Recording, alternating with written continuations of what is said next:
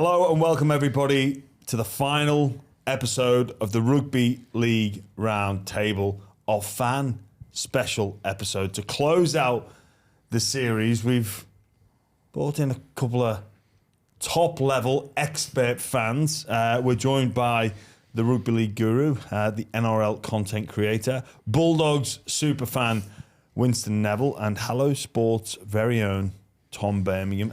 He did ask me to include top rugby league analyst in that introduction as well. Yeah. So with that in mind, we're going to be talking all things the game from the fans' perspective. Also, we want to hear from our listeners, from our fans, about what their issues are with the games. But more importantly, give us some solutions. We all like to bitch and moan, but give us some solutions that can be implemented to fix the issues or the problems in our game. It's been a great year for rugby league. The numbers are through the roof, the fan engagement. Tom, I'll come to you first. What are our thoughts on the current product? The current product. Well, first, thank you very much for having us. It's nice to be on the round table and seeing the Byron Studios for the first time. But the product generally, I think is great. I love it. There's always things that can be improved, and as like fans, we love to nitpick and find things. And even when things are going well, it's like, could it be even better? Could it be perfect? Which is what we're doing here today. But like, I think generally, it's never been better. And as a fan, the product is great. Going to the games, like the game experience is good, but it's just as good watching it on TV. So I don't have any general sort of improvements that can be made in that regard. Guys, do you think as fans, and I'll put myself in the fan camp, sometimes we view the game through our team's coloured spectacles and think, well, you know, I'll justify that behaviour or that decision when it's going for me, but then when it's going against me, then it's the game's fault. It's never my team's fault. You've got a team. Take us away. Yeah, I feel like especially when the 6 again rule came in, I feel like that was a good example of the good teams sort of adjusted to it faster, and the bad teams, like as a Bulldogs fan, they weren't great at that time. You sort of are like, what is this rule change? I hate it because it's not going for your team. And I feel like, you know, Tigers fans, Dragons fans, all the bottom teams were sort of complaining, but then your Storms, your Panthers, they weren't complaining because their teams adjusted to the rules. So I definitely feel like that is a thing where if you're a Bulldogs fan, you have blue and white goggles on and you see it through that lens. Or if you're a Manly fan, you might, you know, see the 6 it. again was great for Manly that year. Tommy Trbojevic just dominated in 15 games. I was like, and then they changed it. I was like, wait, what? So I completely agree with you there. Yeah, so I definitely think, you know, having a team probably does affect. Obviously, like Guru doesn't have a team, so you can probably speak to maybe it not caring as much. Yeah, it is something that I see a lot of, I think. And, you know, I'm obviously in a very unusual position where I don't have a team, but I like Except the Roosters. Overs, unders, unders. But yeah, I quite often find, mate, like I think when I look through comments and everything, like if I could ban one thing in rugby league, it'd be the word robbed. Mate, the amount of times I see it on social media and people message me and stuff, and and it'll come down to one decision or one moment where we're robbed, and I'll go, you missed 60 tackles and made 15 errors. Yeah. Don't know if you were robbed, but sure, okay. Yeah. And it's very common. Yeah, every team that loses has been robbed according to the team. NRL Everything sections on Instagram. Oh, yeah. Well, even just like with referees calls, I will see a referee's call in a game where I have no team in it, and I'm like, wow, listen, you know, technically he didn't get the ball down. And then if it happens to Manly, I'm fucking losing it. Yeah. As you should be as well. That's what makes the game so great. Definitely, but you can just have your biases thrown right in front of your face where it's like, I actually am fully aware that I'm being so hypocritical here, but I can't help myself. Well, it comes back to us as human beings, right? We're tribal and we protect our tribe and we look after our tribe even when they do wrong. Yeah, we make excuses for our tribe. Yes, constantly. we do. And like I say, we justify some things. And if our tribe is ever wronged by a supposed independent adjudicator, I like that. They're going to hear all about it. Guru, the product this year. Obviously, we've seen Penrith win again and Tigers finish bottom again. Are you happy with where the game's at and what the players, the teams, the coaches, the clubs are producing week to week? At the moment, yeah, I am. And obviously, when you mention the West Tigers winning 3 spoons in a row, it's not ideal. But I think there's, it doesn't shock me that the Tigers are the noisiest team in this competition. And, when you see that sort of stuff off the field, Rugby League 101 is that it flows onto the field. It always has been. So I think the Tigers are a bit of a unique example. I love that the Panthers are doing what they're doing. I think dynasties are great for sport. I thoroughly enjoy it. Once again, I don't have a team, so they're not pounding my side week in, week out. But I just think, what a time to be alive to watch potentially the greatest rugby league team we've ever seen in the salary cap era. I love that personally. It's a really good way of framing it. I think we're very lucky, and I think that, I love my NFL as well, and for me to be alive to watch Tom Brady's career from start to finish, I love that I was able to do that. And I think we're seeing something very similar with Nath Cleary, and I love that. And you can get sides that are bad for getting a real slump. So it's the Knights got 3 in a row recently. I think the Eels got back to back tight. So it's not as abnormal to see teams just suck for a period of time, but to see the run the Panthers are on, you're like, I'm happy with this. As much as I hate that my team's not winning, it's like, if it's not Manly, I'm down for the dynasty. Yeah. It's just something you aren't going to see again. Yeah, and I feel like at first everyone sort of was, at first everyone liked him and then they hated him, and now it's at the stage where everyone just likes him again. And I think people are starting to appreciate greatness. I know for me, I wasn't old enough to see Joey play. And it's to see Nathan Cleary play, especially in person, it's something I can really appreciate. He's sort of the current generation's Joey. In a sense, I'm not saying he's better than Joey. Let's not get into that. But I just feel like appreciating greatness, I feel like it's cool to see. Yeah. It's because I always compare us to the Premier League, and where Man City have won 6 out of the last 7 league titles in a first past the post system. You can get a bit...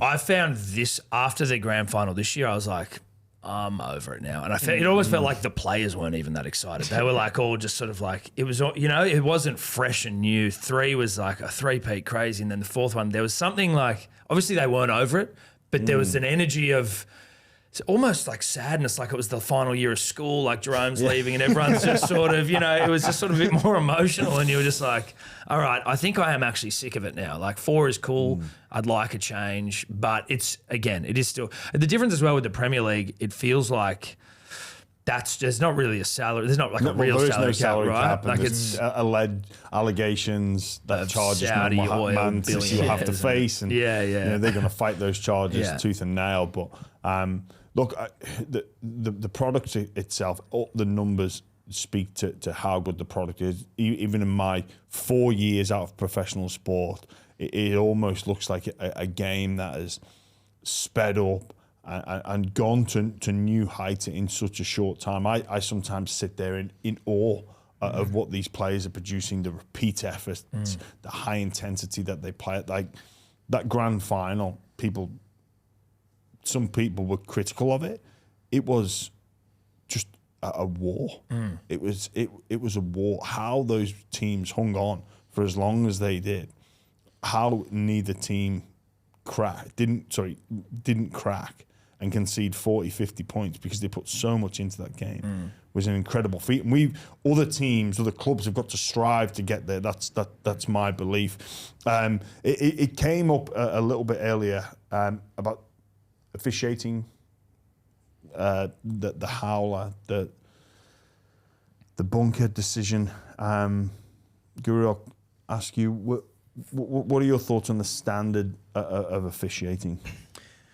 Yeah, it's been tough. There's no tiptoeing around. It's been tough this year. I don't have a team, mate, so sometimes my views are a little bit different and shit people, but I almost think we've overused technology in our game. I look at rugby league, and for 100 years it survived without technology. It was thriving. It was all, it was doing so well. And you have that human error element in it. I think it's always going to be a part of it, and we've used technology on technology on technology to solve it. We've got human error every week still. I don't think we've actually solved the problem that we're trying to solve. I heard your idea the other day of having the field as being able to scan the ball and all that sort of stuff, and I like the traditional version of the game that there's a bloke with a whistle, he makes decisions. Sometimes I'll be right, sometimes I'll be wrong. And that's part of the game. It's a hard game to officiate at the end of the day. It's not a black and white game. It's a grey game. Yeah. All the way through. And I think that, we have these referees of a weekend, they'll make a decision and then we'll replay it on Fox or whatever in slow motion 5 times. Oh, no, he actually got that wrong. And then that referee gets sacked that weekend. That knocks their confidence away around. You get, the outburst on social media at referees and whatnot. I just think at the moment we've got a very negative culture. And I'm worried about the future of our game, about where referees are going to come from in 10 and 15 years. Well, one of the points you brought up there is, okay, we the television networks like Fox will slow it down and show that there appears to be an incorrect decision made. But what we have is the bunker that is supposed to be that safety net to alleviate the howler. And they seem to still get it wrong. One was that I found was interesting was this year in the grand final when Howarth, so in my mind, clearly had his arm under the ball. And even after a million different angles, you'd still talk to people and they'd be like, no, that was, and I'm like, to me, that's the problem with that. Even with the bunker, you're still going, well, no, like I can see this man's arm under the ball and there's no way it gets to the ground, but there are still people there who are just seeing it completely differently. So you kind of like, when you're seeing it like that, you're almost like there's nothing you are going to be able to do to remove this element from the game. There are going to be people who see it like that. What was that dress? That dress that went viral. It's like, is this dress blue and gold or is it black and whatever? And then like you're seeing it differently. It's like there's just some things that, and I don't even understand how that thing worked. That dress thing still got me pretzel, but like that sort of feels like there's an element of that in the sort of officiating. I mean, people still swear black and blue that ball got down. Yeah. And I just I cannot make sense of it. No. And once again, Melbourne were robbed. Yeah. Please. But yeah, I feel like that's the main thing as well is it is part of the game. Like human error is part of the game, just like injuries is part of the game or weather. Like that's just something that fans don't seem to be able to accept but need to is like there is human error. I think that's just one of the many elements that makes rugby league great. Like your star player can get injured and miss a couple of weeks and it ruins your season just like a ref can make a bad call. I think that's just part of the game and that's something people need to accept. And like obviously as a Bulldogs fan, like if we have a bad call against us, I'm going to sit around and complain because that's what the sport is. But at the same time, you need to accept that is part of the game. Winston, I'm with you, and we probably do need to accept an element of mistakes. What about the big C word, consistency? Yeah, and that's just like that's where it probably comes to all the argument stuff is there seems to be no consistency, and you have Graham Annesley come out every week and in his press conference and he's explaining how things happen and then the next week it happens and they do the opposite call and it is so frustrating as a fan where you do want consistency. At the end of the day, that's all you ask for. I don't care if there's a bunker. I don't care if there's not a bunker. I just want consistency in the call. I want to see a call in round 7 and I want the same call to be made in round 14. Well, there's a big example that favoured the Bulldogs. We played the Warriors over there and Stephen Crichton committed a high tackle, I believe, on Mitch Barnett from memory. And was it Roger Tuivasa-Sheck? Did he knock him out for the game? Roger. Yes, Yeah. Sorry, it was Roger. But then we're all sitting there going, oh, he's gone for 10. Yeah. And he didn't get sent for 10. No. Yeah. And then they're like, it's mitigating factors. But then each week, mitigating factors changes. And it's just so frustrating where you don't know what's going to happen. Like, as a Bulldog fan, I'm like, he's going for 10. Yeah, like, it's a sin bin. we resigned ourselves to that. Sometimes you see ones where you're like, because that didn't seem like there's a single mitigating factor there, but there are ones where you'll see like a player slip. Yeah. And another guy's he's wound up to come and cut him in half and a player's slipped and he's had his head taken off. And you're like, how is that just not objectively going, well, there's no like, how are you, he can't plan for a slip. He's already flying in there. Those are ones that I find the most like surprising or unexplainable because you're just going, there's just so clearly a reason why this happened and it was no fault of the guy who was making the tackle.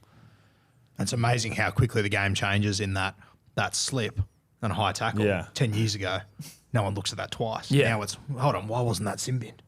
It's just crazy how much the game has changed and I think to some extent how much we've over-refereed the game as well. Yeah, and I think the bunker coming in and having all the camera angles and having all the replays sort of affects that as well, where 10 years ago, nobody cares. But now we have the technology to look at it and scrutinize it. That's where it comes into play. Yeah. Well, another area of consistency was, I think, looking at rounds, 20 to 27, there seemed to be an emphasis of punishing foul play or awarding penalties, sin bins, and whatnot. And then there was a switch in the finals where it appeared to be a directive. That's what I find away. when you hear that every time, like, because you see it where it goes, you see these things happen, like whether it's the high tackle they really come down or they're really policing the game, and then it stops, and I'm like, is there really what's happening? Like, are there what's really happening? directives going on? Am I tinfoil hatting this by feeling this way? Like, am I a conspiracy theorist, or is it like they're really going in there and being like, we need to crack down? Or is it just human nature that referees get to the biggest games and they don't want to decide them? Because you can script it every single year. Could that State of be it? origin arrives, the whistle gets swallowed. Then we have round 22 to 27 and it's just chaos and it's actually bang average footy to watch. But then we get to finals and there's no penalties. And that's what's frustrating as well. Like, I think you harp on about it all the time. Is Origin's like such a good product. They put the whistle away and through finals as well. But then rounds 1 to 27, it's a different sport. Yeah, like they police it so much more. And it's like, why can't they just put the whistle away for the whole year and have that consistency? And that's where we get the big C word once again. Because we see it 9 times a year and you go, wow, this game is fantastic. But then you go watch round 22 on Saturday afternoon and it's a penalty-a-thon. I'll come back to that point I made about looking at it through our fans' coloured glasses and go, well, if my team, I might have the overriding philosophy or the North Star of put the whistle away, but then if my team's being laid all over, or if the team I'm playing against is consistently offside, then you want them to blow the whistle, right? Yeah. And we're all almost in this catch-22. Especially so Manly are playing, and the team, the opposition's offside all day. It's gonna? Oh, it's infuriating. They're always offside against Manly, but no, like I know what you mean, and I don't sort of my rugby league brain does not necessarily perceive it as well as like experts, but there are certain teams that seem to capitalize on certain things better as well. Like they push the rules more, and I guess if you're not trying to. If you're a bit loose, or if you're trying to referee like a final, and there's always that expectation, then teams are going to take the piss maybe more. So it's always going to be frustrating. It would be predetermined by the coaches to say they're going to put the whistle away here, so we can be push 9.5. We can push the envelope because we know, like you said, Guru, about the referees. It's human nature. They're playing for a job next. They are playing to play finals as well. Yeah.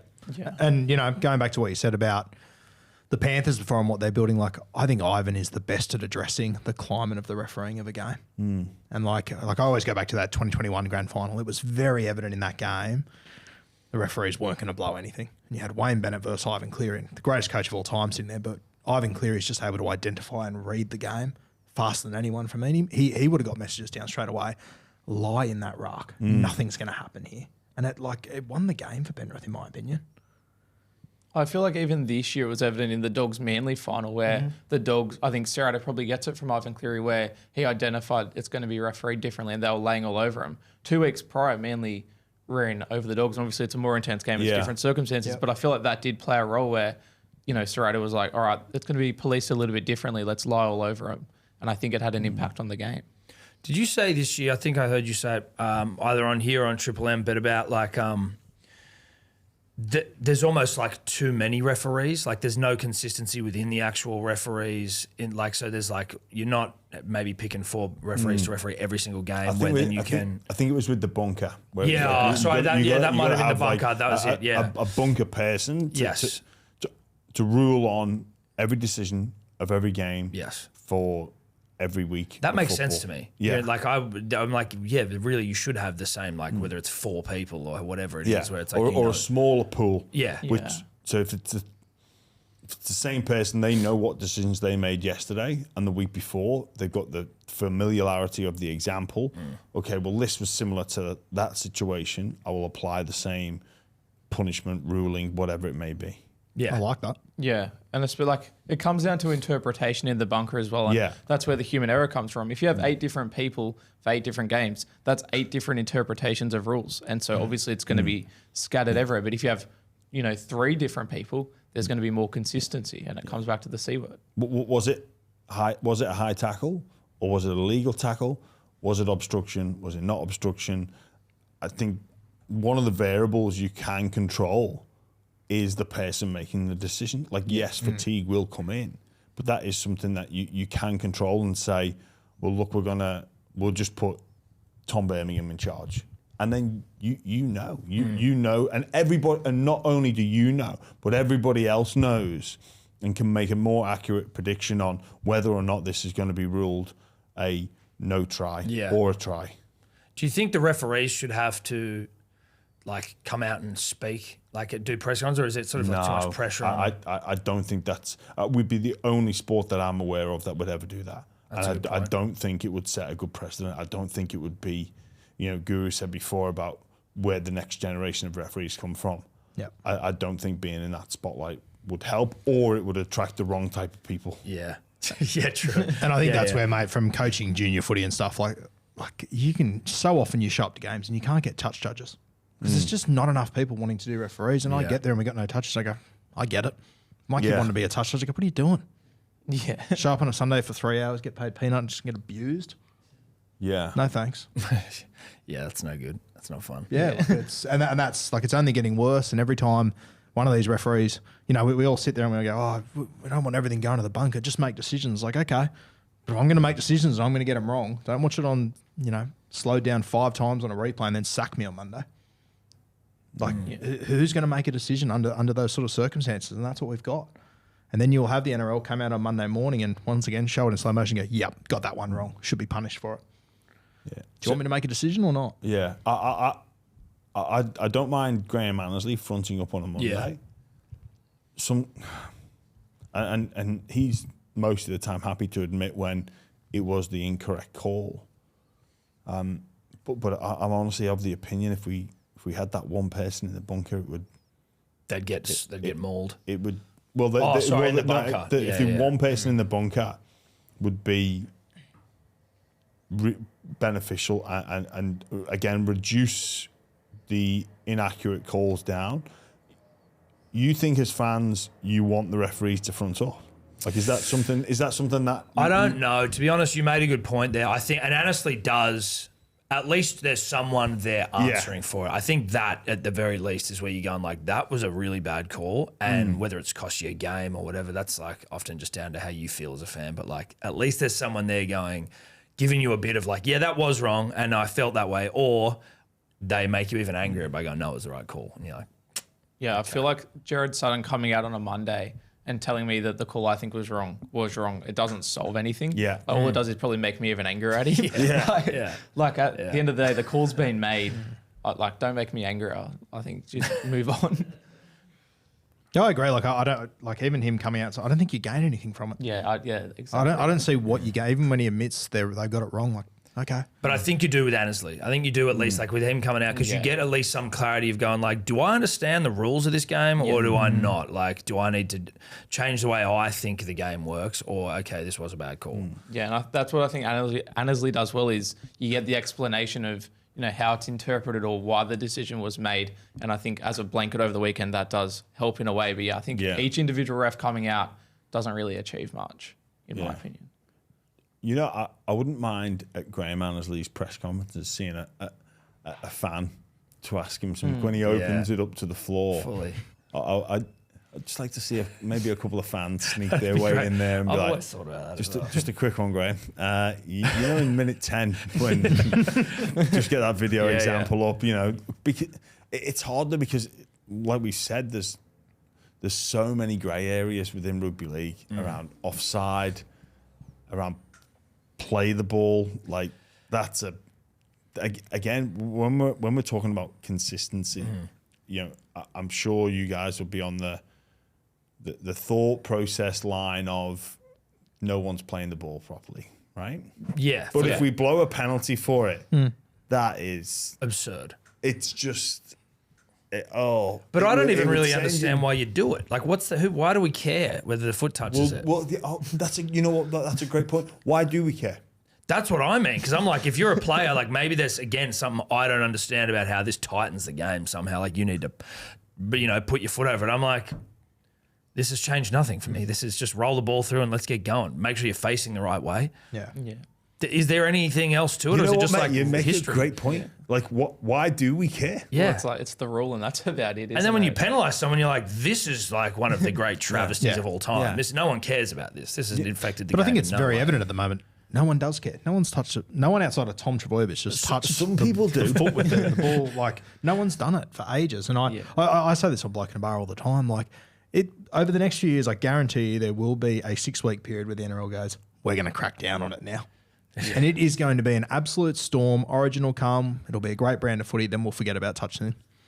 Well, it's like you want to change there's so many rule changes. You're like, that's an easy one just to be like, hey, we're just going to stop caring about this thing that makes no difference to the game at all. That you know what, mate? That is in terms of changing the rules. Just get that out of the game. Just like you don't have to touch it with your foot anymore. Nah, just roll it. It's fine. It'll speed the game up. Yeah. And again, is it a traditional thing? Is it a purist thing? I don't know. It's one of those ones again where I'm just like, I guess this must make sense to someone because it doesn't to me, and I don't know what the hell it is, but like, Well, I mean, the NRL is sort of saying that now without saying it.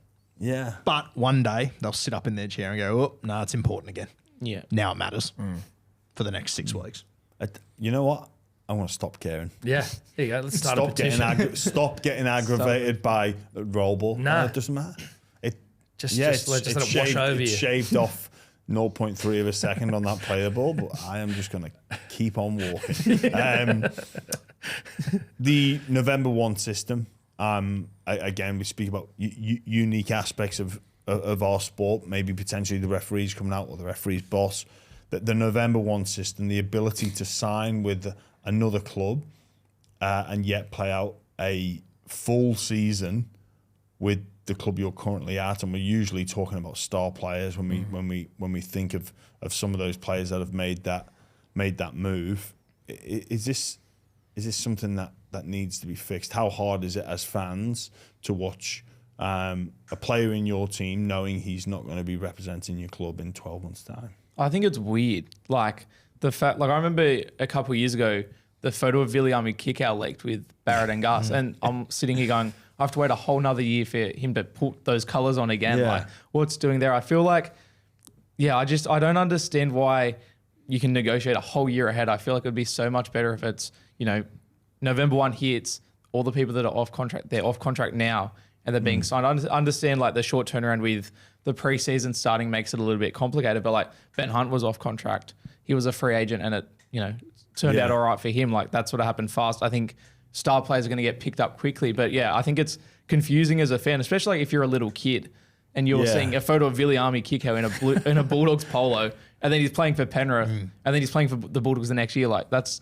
pretty confusing. And I don't think any other sport has a system like it. And so I feel like maybe that does need to change where, in November you're playing for, if Viliami Kikau's in a Bulldogs polo taking a photo in November, he should be playing for the Bulldogs the next year. Yes. He shouldn't be going back to the Panthers. I think it's weird. The AFL have a trade period, and it provides, like, I'm always jealous every year when it comes around. I'm like, this is an extra couple of weeks of just like dribbly content that we all get to like be obsessed with, and where are people going and what are they doing. And I mean, I think the reason maybe that I heard why the NRL didn't do it was just because like players didn't want to have to pack up and move their shit across the country like really last minute. But like, people do that all the time. Yeah. People move for jobs all the time. I get it. It's not ideal, but like it's a pretty like sloppy system the way it is now. Even with the stuff that like Cheese is going through, where it's like there's just rumor and innuendo and chatter, and like if you actually had a system where you're like, no, this is the only time this can happen is like in this window at the end of the year. It goes, all right, like it may happen. You may be trying to get rid of someone early, or you might be trying to, but like, this is when it happens, and all this chatter is just complete. Like, or there's a mid-season trade window and an end-of-season trade window where we can move. There's some moving parts. Maybe say May, and then other than that, we have to wait. And you either re-sign or you don't, and you go to free agency, just like they do in a lot of other sports. And just I couldn't be mad. Like look, I get it as an athlete. We want security. But really, the only ones that get it are the star players. They're the ones that get signed a year in advance. They're the ones that either re-sign or go somewhere else. The overwhelming majority of the playing squad that are off contract wait until the final months anyway, and they live with that anxiety. And maybe it's just part of being a professional athlete where you may need to move at short notice. And like as a fan, that's what I think it is. It's a unique industry. It's not just like a 9 to 5. Like you said, you know, like it's their job, but like it's their job, but it's not, you know, the same as every other job. It's a unique industry across all other sports. You do have to pack up at short notice. There's NBA players that get traded during a game and they have to go and move across the country. Like that happens, but that's what sport is. They're being paid so much money in such a unique industry. Like I get it from their perspective that they don't want that, but from a fan perspective, the idea of, you know, a free agency at November 1 is like so exciting, and it's such good content. And, you know, the whole, like you look at the Ben Hunt thing, that chewed up headlines for weeks, and it did get old eventually. But imagine if there were so many other players that were free agents, like it'd be such good content. That was basically it. Yeah. That was, but Ben Hunt basically was The trade period. the crash test dummy for can we have a trade period. There was what teams went, the Dogs, the Roosters, Dolphins, and the Broncos moving pot like. But if we had, you know, however many players are off contract any particular year that go into that free agency, can you imagine the headlines, the level of excitement for the fan? Yeah, it'd be chaos in like the best possible way. Yeah, but we love chaos. No, we love chaos. We don't like this where the internationals finish and then we're twiddling our thumbs going, No. but we want Ben Hunt. Yeah, exactly. The problem was as well, it was just Ben Hunt. So I'm like, listen, I'm sort of sick of just this one. Yeah. I need more people who have no idea what they're doing. Oh yes, Terrell May's been released. Exactly. Oh shit, he's already signed the club. That's over now. That storyline's done. It's interesting when you look at like what Winston just said about how like you look around the world at sports and guys are moving so much. And like I look at the NFL, for example, like you can get tapped on the shoulder on Tuesday and say, hey, on Saturday, you're playing for this team. You're moving to the other side of the country. They're also 6 foot under snow at the moment. Whereas like I look at the NRL and like I hear people say all the time, we should have a draft. I'm like, mate, if you have a draft and there's 19-year-olds that get drafted to Canberra, they won't go. They just won't go. Well, I mean, listen, and it's ridiculous, but that's the sort of culture that we have. Like we have seen it before in the past, where we tried to have a draft system, it didn't work. Like I talk to young guys that are like growing up in Sydney and whatnot. Like if they get drafted to the Warriors or the Raiders, they won't go for a shot, like for a chance of being a professional. Yes. It's ridiculous, and I know that it is beyond ridiculous. But like I talk to these guys, I've got a brother in the system with these guys in the same age group, and that's how they think. Maybe they wouldn't go now, but again, if there was a culture shift, yeah, well, and that's what we need. Maybe it would be, and also I think young players now, or the really good young players, they do have attachments to clubs. Where if it was a centralized development program, a centralized pathway system that is ran by the NRL that is independent from the clubs, just like they do in the AFL. AFL do have programs for the Swans and the Giants and the Lions, I believe, if I'm correct, that have their own independent programs that are paid for by the central governing body, the AFL. But if we were to have that here, and maybe it is, you know, we look at, okay, Canberra have their own system and the Warriors have their own system because they do face those challenges. Yeah. You know, maybe that's how it could work. I get that point, but there's either a culture shift that's needed or the special dispensation for those clubs. But maybe it be, I think there is a way to navigate that. I think the cultural shift is the key to it. The only problem is I think that cultural shift takes a decade plus. Yes. And rugby league, we are the worst at being patient in the world. We don't let it wait. No way. If it's not going to work tomorrow, see ya. Yeah. It's interesting. That trade one, I don't think that trade one, there's much, it doesn't feel like there's much of a hurdle that needs to be jumped to get trade windows up. But the hurdle is the RLPA. Yes. And I've been on that side and the collective bargaining agreement. Yeah. And when you bargain, the players are not going to give that up because it's so valuable. And we've seen, you know, the one is that let's say Brandon Smith injured ACL. If that happened instead of returning in May, or say it repeated in May when he comes back, and he's then got this injury, he's got to go to a trade period injured. Like players get very frightened about the most extreme, rare example, and I have been that, and I've lived that level of anxiety. I just want my future sorted. And one of my best mates growing up that you played with, as a Pilly at the Canterbury Bulldogs, that exact thing happened to him. Waited to the back end of the season to get a steal sorted, dislocated his hip. No one wanted to go near him after that. 24 years old, plenty of footy ahead of him. See, no, that's completely reasonable. I guess though, like if we use Cheese, like he's not up till the end of next year. But if there was a mid-season trade window and he's injured, he's still in contract. Like, would that not be? Because he could still. That could still happen to a player, right? Yeah. Well, it can always happen to a player. Yeah. I guess it's part of being an athlete that.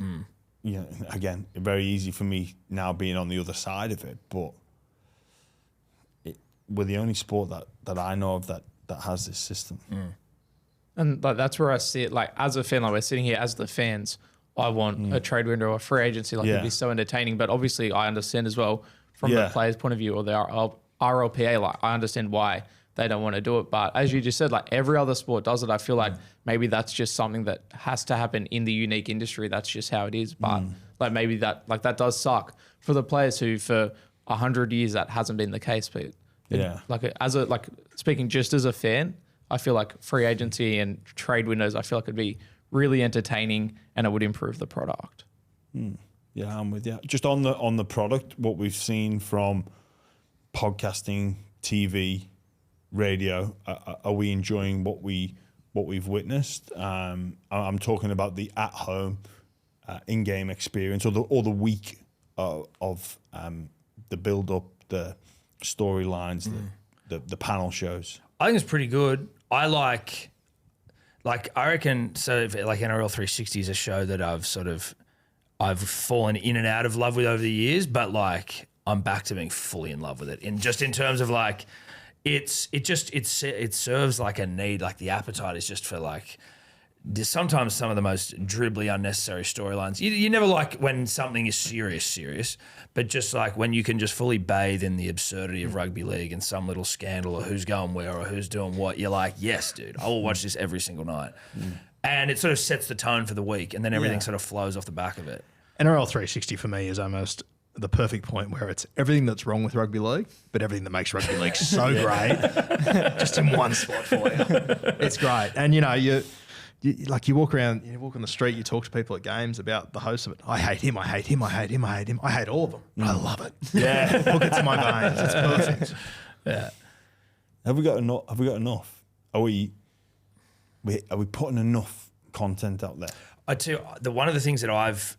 Or maybe is there too much? Sorry, Tom. No, I don't think it's too much. One of the things that annoys me greatly that the NRL do, and it's not just the NRL, but like I think that like you'd say cricket probably do it as well, is like in America, every single sporting clip or anything can just be redistributed across any social platform. They see it as like a form of marketing and promotion, like for free. So if there's some amazing try in the NRL, or even if something just funny happens in a game that I notice that someone else doesn't notice, and I want to cut that up and put it on the Hello Sport Instagram, it gets flagged and taken down most of the time, right? Okay. Whereas like you look at House of Highlights, I can put up any NFL clip I want, I can put up any like baseball or NBA, and it's completely sweet. Whereas in the NRL, all you've got, I'm pretty sure, is like Fox, 9, and maybe like a sports bet, because they're they're the ones who have rights to use it. And I just feel like it's so short-sighted, and it just limits us to like what sort of content you get out there and the type. And you might go like, if you use like a Fox League or a 9 or whatever, like their audience maybe isn't that engaged. Like they see clips and they scroll past, but they're not necessarily engaging with it. They might be, but like you've got all these, content creator channels that really do, and like that's what their audience is there for. And it's like you're just missing an opportunity there. It feels like really old way of going about it. That to me is just like one of the easiest things. So you want an opportunity to go into the detail. So to have like, people like yourselves to be able to dissect the play, to go, well, hey, I'll run this video, so I'll go through it. Obviously, we've got shows that do it, like Matty John's podcast that he does with Cooper Cronk, and obviously the other shows like 360 and all the other. But the fact that you can talk about the game, but you can't point to your clips on YouTube or your social content and be like, hey, this is why this happened, or this annoyed me, or here's why I think that was a try, or here's why I think that wasn't a try. I'm not just talking to why I think it was or it wasn't. And even so, there's that analytical side, which, for us at least, is not really like what we'll do. Certainly if there's something where you go like that was a try or that wasn't a try, there's those, but like something funny that happened in the game. It could just literally be talking about any element of the game. And if we're watching it, if we're like, all of us, these podcasts are filmed and we're watching it, we're going to put this up on YouTube. It's like, but we can't put the clip in we're talking about. Yeah. And, or it's going to get, the episode's going to get taken down. Well, Mitch Brown had the delight of sending me the video of me spraying him. So I think he must have got that from some. Sometimes you get away with it. So there are videos on there that are like, that they're just for some reason it doesn't happen. But like, they are looking to take them down, and like they can put so like we would do it on our betting show. We'd have on our Instagram after like the week, we'd have like a clip that would go up of all the bets we got right. And it would be like me saying, I think Turbo's going to get 2 tries, and it'd be him scoring them. And then it just got flagged because it's like, you'd have to take all these things down from this season that you've done because they've got NRL clips in it. And it's like, it just feels like it doesn't really serve much of a purpose. I get like if you're a rights holder that you're wanting to protect that's what you're paying for, but like it almost shouldn't be a part of it. But I even think, even if you are a rights holder, like by allowing us to use stuff like that, we're only making your product better. It's free. People are only going to enjoy it more. Like I look back, like on Bloke in a Bar a few weeks ago, we were talking about the grand final the other day between Australia and Tonga. It was a no try to Tonga. And we had about a 15-minute discussion about that try and how it all played out. I felt very strongly that it was a no try. Kempy thought it was a try. Went back and forth for 15 minutes. And the entire time I'm sitting there just going, if we could just have the footage playing, this is a billion times better in an instant. And who loses out? No one. Yeah. All we do is gain. It just makes the product more interesting. It gives people more understanding. And once again, you look at the NFL, like you're allowed to use whatever you want. And it makes the game so much bigger, so much more engaging.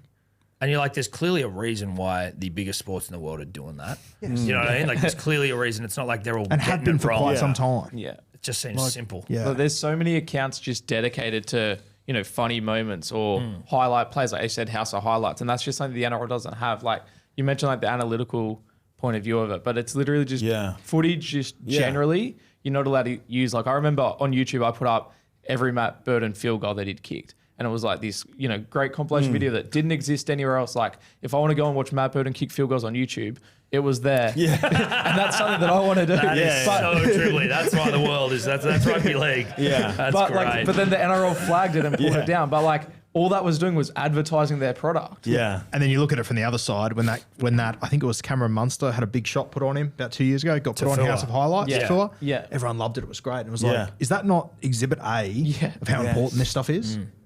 Like, you look at Roasty is a good example where I think because of his part with KO or Sportsbet or whatever, he gets away with it.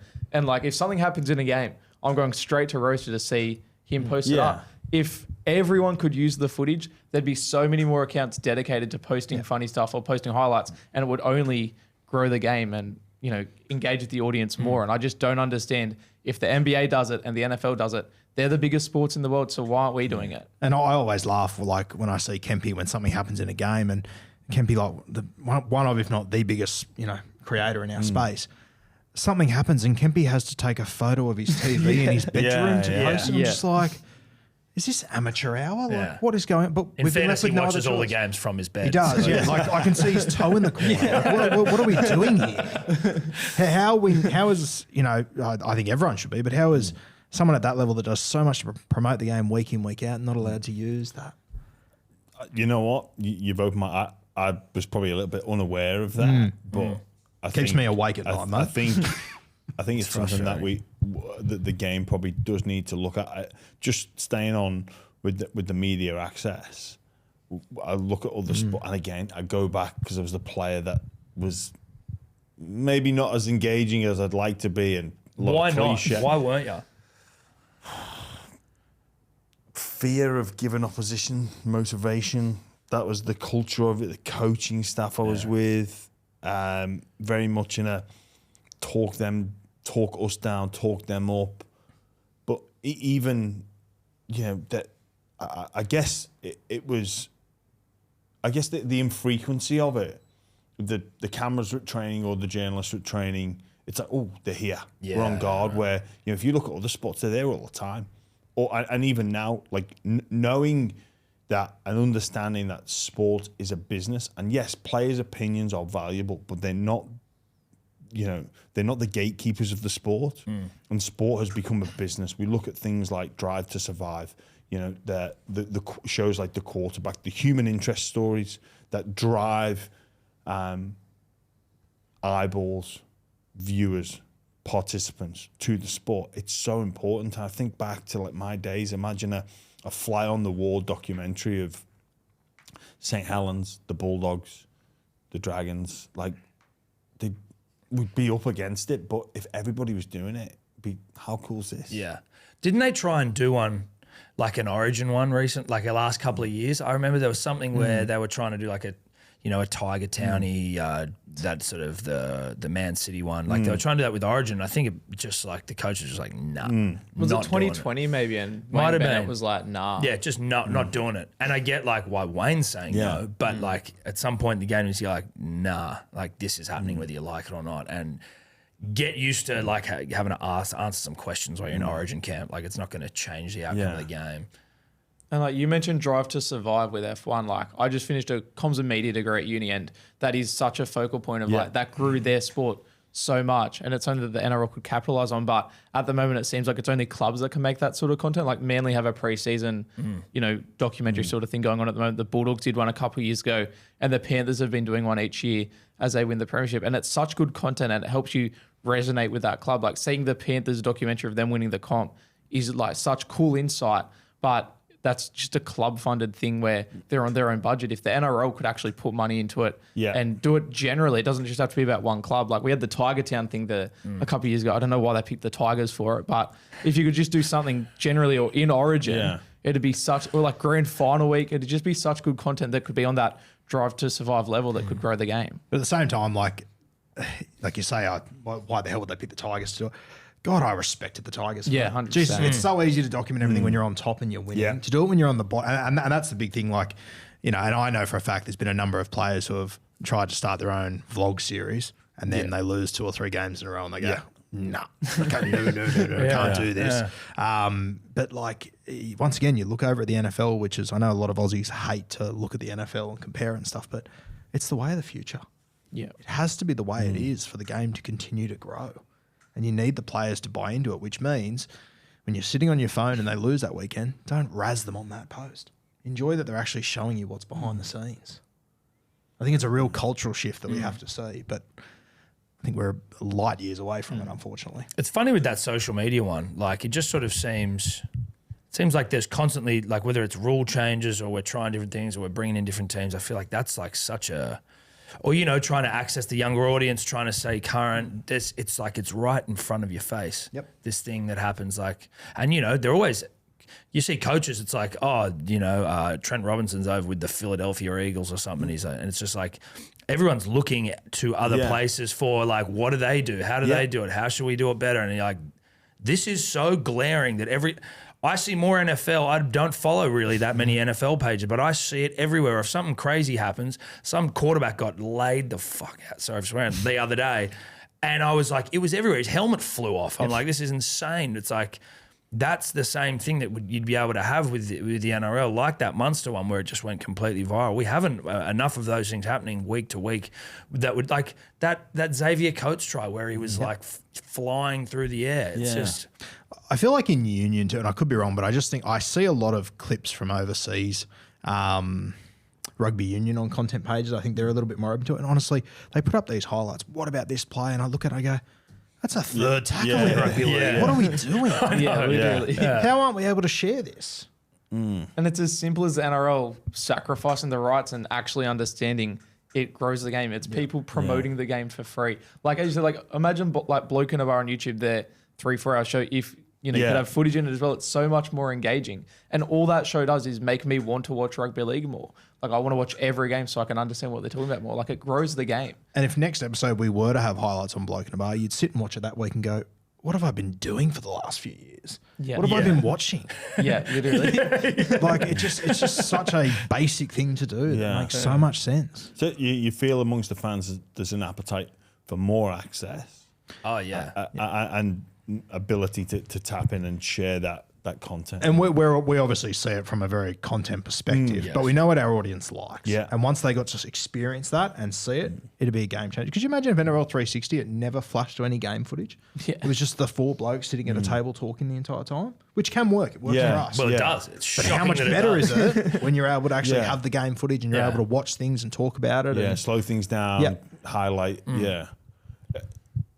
What can we do to give the fans more access to players? Obviously, they've got their own personal channels, but again, I am cautious because I was the player that was probably very anti it. But is it something you think the NRL should look at in the next collective bargaining agreement? Like those post game, like in the NFL or whatever, when they're all in the sheds. I mean, that would be such a drastic, if we're using that as an example, such a drastic deviation from what we've come to expect, which is like you get the coach for 10 minutes after the game in a press conference. Yeah. But it would be great. Like, again, it's one of those things where you just go like, what's the downside? I just can't. And again, you could speak to it more because you've obviously been in the sheds, and like, you may not love the fact that you've got, Danny Weidler in your face after a loss or a win, but like, outside of just a little bit being uncomfortable or frustrated, it's like, it feels like it would be fantastic content or viewing. You want that, because even sometimes the cameras are there in the dressing room filming that raw reaction. But if you had someone speak to it, like, it'd be amazing. And again, I think when I look at these sporting documentaries, some of it is about sport, but most of it is about human interest. More than anything. You actually drill it down. It's like, Sport's a vehicle. It's about the people. It's about the people in there. Like, we go to Las Vegas. Why we don't document that fully on a level of like, here's the players getting ready to go, like behind the scenes on the plane. People mock at like, oh, this person's leaving their family and the emotions. UFC fighters do it the week of a fight, where they just get cameramen following them everywhere, and they're out to get like bashed in front of thousands of people. And that's where, like, you take Las Vegas, for example. Like, us 3 were there. Incredible experience. Amazing. The NRL did film a documentary. They dropped it at 2 p.m. on a Tuesday and didn't tell anyone. Like, we had the NRL draw drop last week. 6 a.m. Sunday morning. What are we doing? Yeah. Like I've got a social media page and whatnot. It doesn't make me an expert, but I can put 2 and 2 together. The drop in the NRL draw is such a big thing. That should be a primetime thing. When we get to State of Origin, we're announcing the teams. The New South Wales team will be announced on Monday between 6 a.m. and midday. Yeah, on a napkin. Stay tuned on Instagram. It's like, no. That should be Sunday night, 8 p.m. These are the 2 coaches naming their sides and answer questions. And there's Why'd an you pick NRL him, 360 type panel, Yep. and it's like they're announced together. Not Queensland's like on a Tuesday for some reason. It's like just that is the sloppy. pinnacle of our game, and it just feels like there is no thought that goes into it whatsoever. And if it's, the coaches don't want to do it, tough shit. It's the biggest moment in our game, and there should be content built around it, which, like, it's not that hard. It should be a spectacle. Like, it should be an NFL draft or NBA draft-esque where you have the 2 coaches televised on Fox League and they're naming the side fullback, winger, and, get sponsors on board, get broadcasters on board. You can't tell me that people aren't going to tune in and watch that. I'll drop everything on a Sunday night to watch, the Origin teams get announced. At the moment, you drop everything on Sunday night because Danny Weidler posts leaked tweets. Like my Tell me there isn't Sunday a in the better middle way of to the do year, that. I'm just scrolling Twitter, waiting to getting see. all the leaks, and then eventually the team will come out and it's already been leaked anyway. Like, let's. I think I don't know if you'd be able to stop the leak, because if the players are going to be there, people are going to see them coming in. But if you're having the big announcement before the players are going into camp, if they go into camp on a Monday and you're doing the big announcement on a Sunday, you can incentivize the journalists to be like, hey, don't leak it. You can come and, ask the coaches questions Yeah. at this big not a bad spectacle. point. That's a really good point. And then, Thomas. you know, everyone wins. Is that a cultural thing then again? Like generally just in terms of like whether it's the players being comfortable being interviewed, whether it's like the fact that generally we're looking to not necessarily commercialize, but make content out of almost like get as much meat off the bone as we can and make content out of everything. And it's like the perception needs to then change if you're a player. Make your peace with it, get used to it. You're going to have to be, you know, you're going to have to answer questions more often than you could be bothered to. And then with the NRL, it's like every time there's something we're doing, like let's just go over it one more time and go, have we actually got, is this as good as it could go from a content perspective? Is there anything else we can really do? Because like the fact that a couple of dribblers can come up with some ideas and all we do, like we're in the content business. So it's not that we, you know, we clearly have some idea what we're talking about, but it's like, we're not geniuses by any means, and it's just like it doesn't seem like it's that difficult to sort of work out. I honestly think it's a bit of a culture shift. And, you know, like I say, that big collective bargaining piece. But I think you got to the way to initiate change is not force it, but bring people along on the journey with you and showcase the benefits to the individual, the clubs, and the game as a whole. Because there is some old school mentality there, which again I once was a part of. No, let's just crack on. I'm blue collar. I'm ripping in, and that's it. And then the behind the scenes access of a dressing room, for example, was a bit anti that because it was like you've got to earn your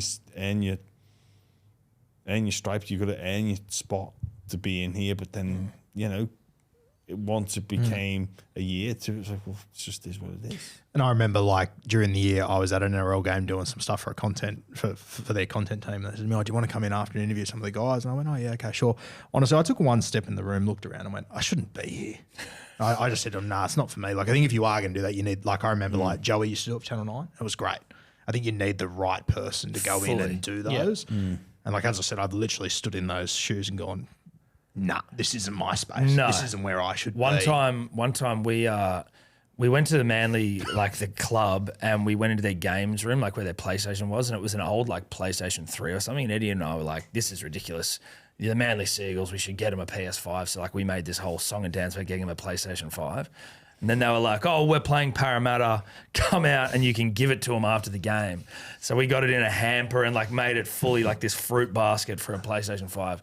They got absolutely pumped by that. Like it was so bad, like absolutely pumped. And then the guy's like, "Do you want to come into the sheds after?" Then we're like standing there and they all come in, they're devastated. And we're like, "Dude, we're just gonna drop this off and go. Like, this is not fun at all. This is not how we thought it would be." And it's like to your point, like if you're gonna have anyone in there asking questions, it needs to be the people that they're like a full picnic basket with a ribbon on it. With It was a ribbon. unreal. That's Luke Brooks barbecue vibes written all over it. Right there. It was a tough vibe in there. Gents, we've got so much that we could have got to on the rundown. I just want to go across the table and just 1 point, one change, one issue that you'd like to see change. Guru, I'll start with your one recommendation. My one pet peeve that keeps getting me, I think it's time for golden try.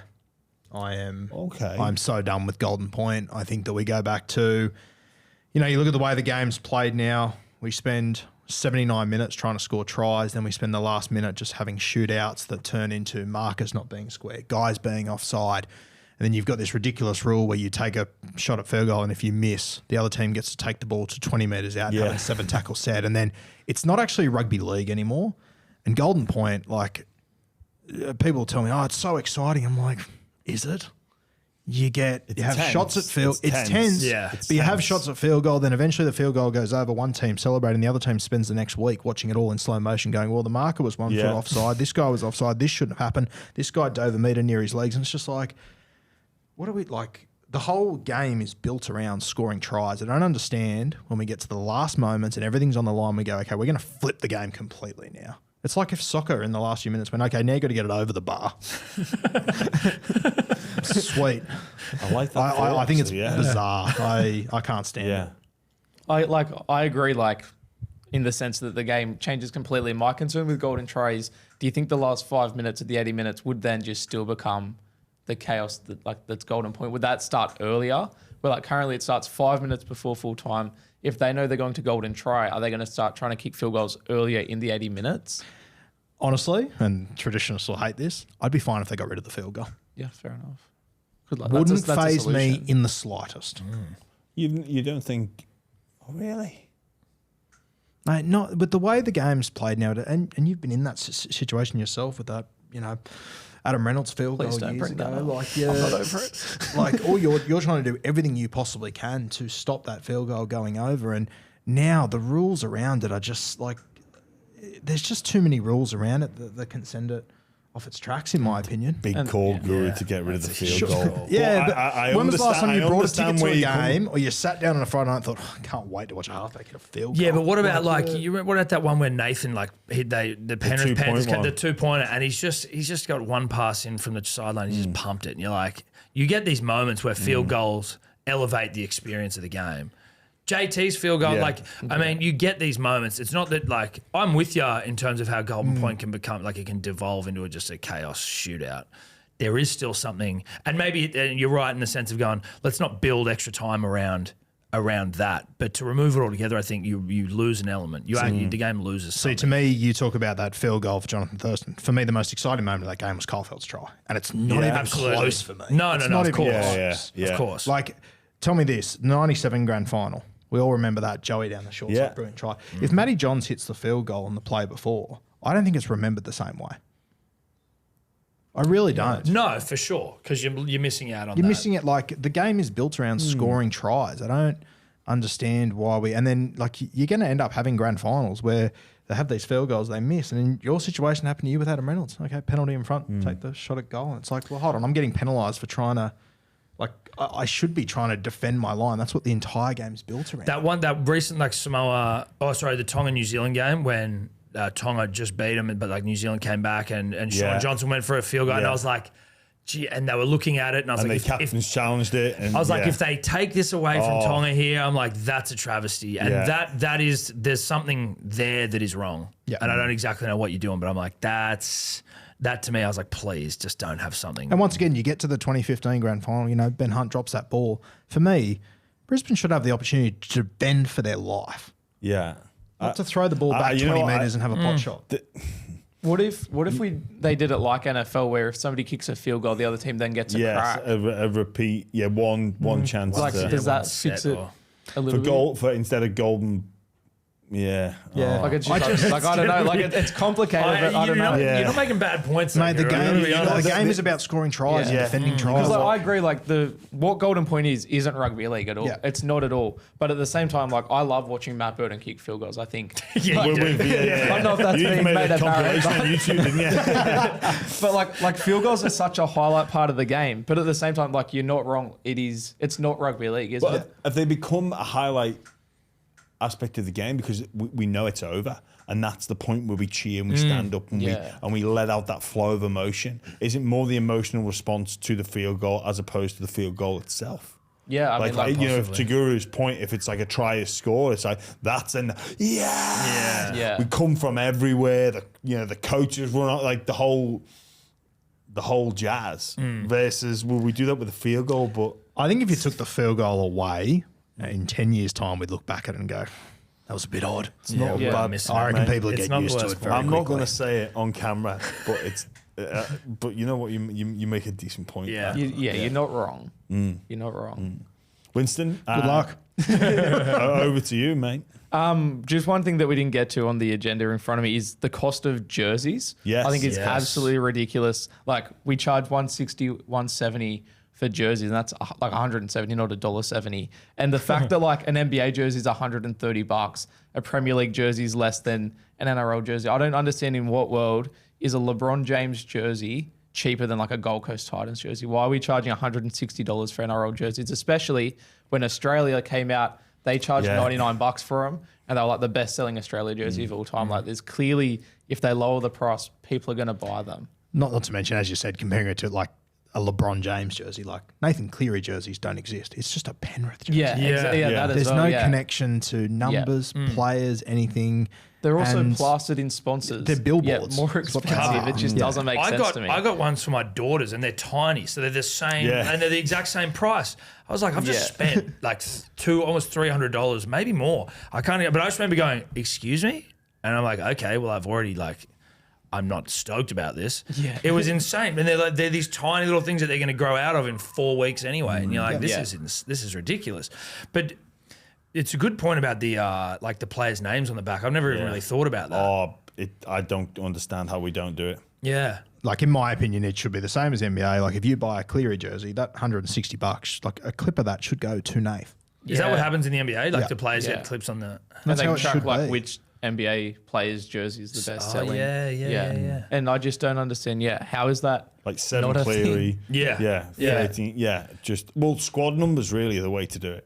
Like you have so you can get some Jordan 23, whatever it may be, like that level of engagement where you associate a number with a player. They also should have be the position that they play. It's So with that, then you'd remove the numbers from the playing positions, and they just play in their number. potentially, yeah. I think it. That's what happens in Super League. That's what happens in the Premier League. So, I think it can still work though with positional numbers, because I know there's a lot of traditionalists that don't want to shy away from that. I think it makes more sense to do numbers tied to players, but I think it still works even with position numbers, because if a player changes position, they have to remake a different jersey anyway because of the sizing and that sort of thing. So like say Jacob Karazi's wearing number 2 and then he gets moved to center. Yeah. His numbers change, but the jersey that he's wearing changes anyway, like from the club perspective. Yeah. So I don't understand why it has to be tied to, an exact number. Do you know what I mean? I do. I think,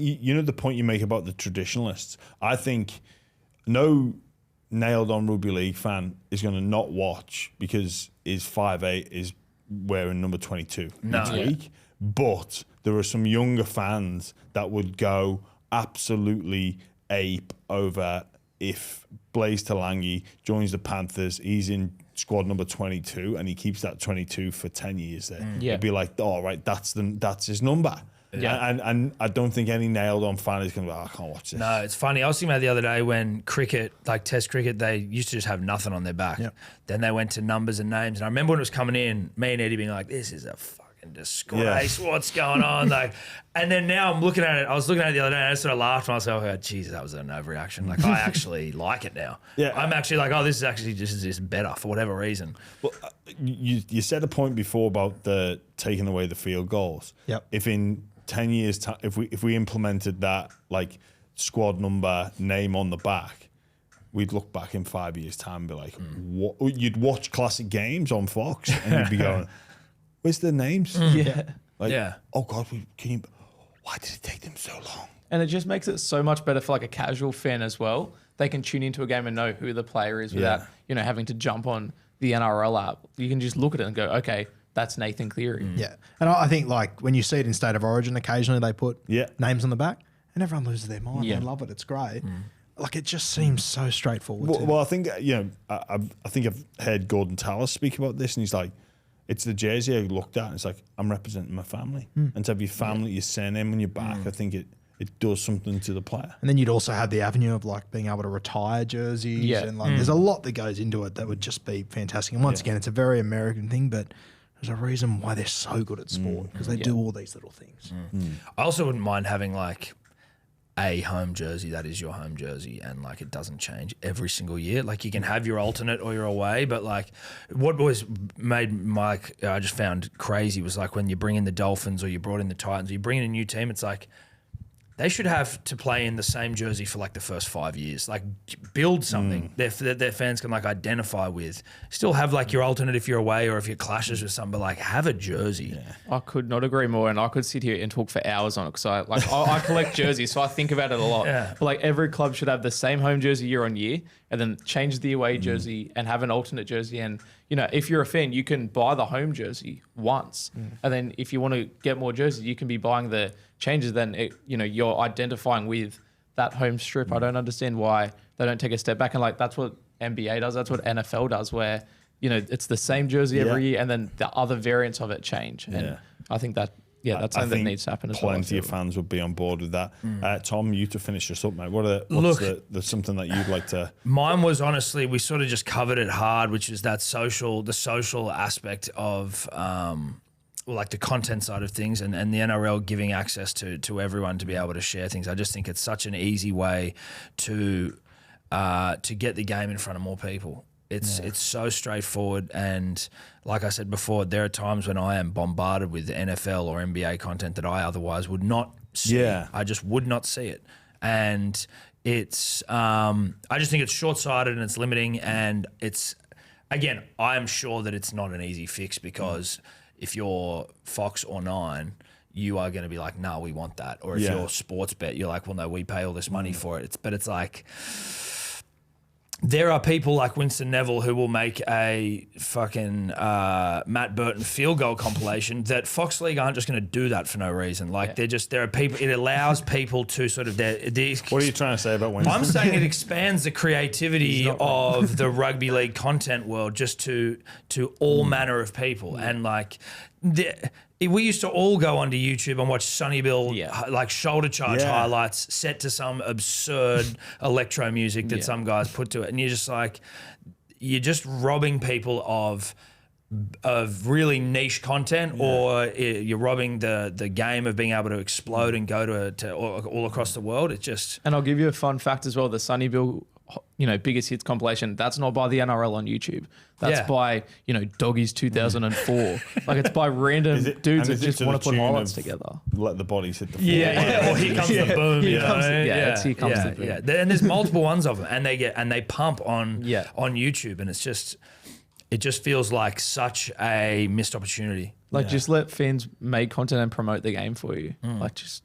I think the other one just sort of coming off the back of that of, content-wise, what they do in America and how they build it. Like, and I know there'll be a lot of people at home that will disagree with this, and you as a former player probably won't love it either, but I think as well, when you look at world sport, I think if the NRL took a plunge into like properly going at fantasy sports for fans, it would make an enormous difference. You don't think it does already? Yeah, what would that look like? Take at the moment. Yeah, what's it look Absolute like? piss take at the moment. When you have a look at how it's done around world sport and whatnot, like there is very little money and everything put into it at the moment. Very little. Like, if it wasn't for content creators like myself and other guys doing it, the interest just wouldn't be there. And it is such a key to get. If they want to get more eyeballs on TV, you got a fantasy player in Tigers versus Titans Saturday 5:30. You're there. Yeah. You are there. Like, honestly, without like fantasy sports and all that sort of stuff, like, I wouldn't be where I am, because that's what had me watching every game every weekend without a doubt. All my mates are the same. Before this, they'd watch Friday night, Sunday afternoon. All their team. Yep. Now they're watching 8 games. Now you're engaged in every single game, and to me, I think it's an absolute no-brainer. Yeah, like a big reason we watch American sports. Like, I think you play NFL fantasy. Yeah, like, I'm up at 5 a.m. every Monday morning. Yeah, exactly, because you're watching that sport, and you'd have if you want to globalize rugby league, a great way to do it is get the fantasy happening. If we're going to Las Vegas in America, get the Americans playing fantasy. They'll get up at 3 a.m. and watch Titans, Tigers if their players, the halfback, if they've got Lockie Galvin in their fantasy side. Like, I think that's another one where you could talk for hours on the benefits of having fantasy done properly. But so what would be like more? Yeah, what improvements, like what investment could be made? Like what? Well, like, are we talking which stats and points? Or? Yeah, stats, points, like TV shows, and just, when you're watching an NFL game, like, they have the scores running down the bottom, and we tried that very briefly. Fantasy? And they're sort of, it's discussed during. And there's numerous shows a week, numerous podcasts a week that have a lot of money invested in, because it's a big money thing. Is there more value to so with the stats that go around with fantasy? Are they, so if a player has you can tell when a player's had a great week, like if your Tommy Turbo's broken a record, he scored 1 million tries, whatever, but is there true performance data that can be gleaned from just like seeing how, because if you could make it more like, if I'm looking at how everyone's going, I can actually really get a good insight for how that player played. Do you currently get that? You do, to some extent. Or is it still gamified a little bit more? You know what I mean? Is it still a bit gamified? If you were trying to make it a bit more like... And I think it's always going to be a bit gamified, but for me, that's not the point of it. It's just the interest in the sport. Yeah. And, I have my group of, 10 or 14 mates, and like it just keeps you engaged across the entire weekend because I'm versing Winston, I'm watching my game, blah, blah, but I want to know what's happening in your game, so I'm keeping track of your players, and you watch the game from a completely different perspective. It's a new level of investment in the footy, in the product, yeah. And I just think at the moment it's not taken quite seriously enough. I think with the TV networks, it wouldn't be that difficult to have an alternative viewing with fantasy without so your regular broadcast is without fantasy information, but it wouldn't be that hard to get that fantasy information live, tracking across the bottom of the screen. You know, the graphics pop up with that player's current points. You know, and mate, like it's like the tipping comp's been around for 100 years. Yeah, still very popular. Like ever since I've started playing fantasy sports, fucking miss me with tipping comps. They suck. They're boring.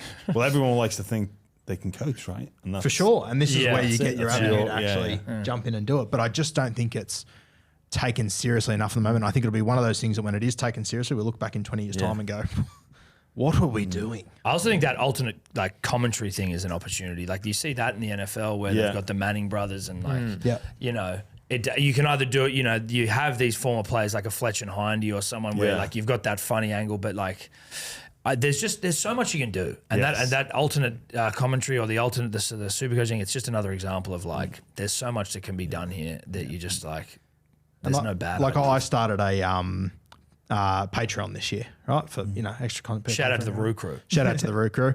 And mate, as soon as Supercoach and fantasy season finished, honestly, like 50% of people dropped out. And then I've started just to post some more of it now, and they're all starting to come back. And they are your absolute core diehard fans that love that sort of stuff. And I just don't think we're investing or taking it seriously enough at the moment. Have you ever watched the 30 for 30, the Rotisserie League? How it all began. 30 for 30s, yeah. How it all began. It's insane. It is insane. What is it?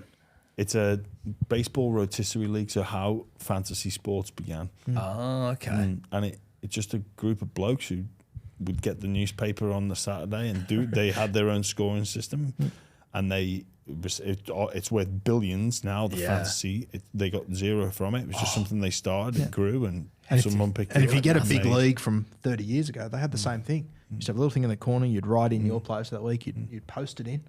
And post back your scores. It's been around for a long time. These guys were literally doing their own calculations. Wow. Like all the baseball metrics and stats. I don't understand, but it was basically dribblers. Just incredible. absolute. Like pretty dedicated, hardcore, and it's called the Rotisserie Chicken League, I think, because they meet at a rotisserie chicken shop. And that's how it all began. That's cool. And I think you're right. I don't know. I'm listening to you because I don't play fantasy sports, but I understand it's a huge market. And I can't remember who brought up the point is it's a great way to get people watching every single game because you now have a vested interest. The tipping comp, you can sort of watch the score a little bit, but with a player specifically, you are like, make a run. You are engagement fully is key. invested. Engagement, gents, we could have gone for days about all the issues, the positive, the negative, everything in between of our game. It's been fantastic to sit with fans. I say this at the start of the show. Please let us know improvements, recommendations, solutions to the game. Let's continue to make our great game even bigger and better. For me, it's the world's best kept secret, rugby league. Why it's confined to parts of Australia and New Zealand and parts of the north of England is beyond me. A little bit of France as well, but it is the greatest game. It keeps people like us just on the edge of our seat each and every week. On behalf of everyone at the Buy Round Guru, thank you so much. Winston Neville, thank you so much. Tom Birmingham, thank you. That really do appreciate all your input here today. Alex. Yeah, thanks. Thanks for joining us on the Rugby League Roundtable. Cheers.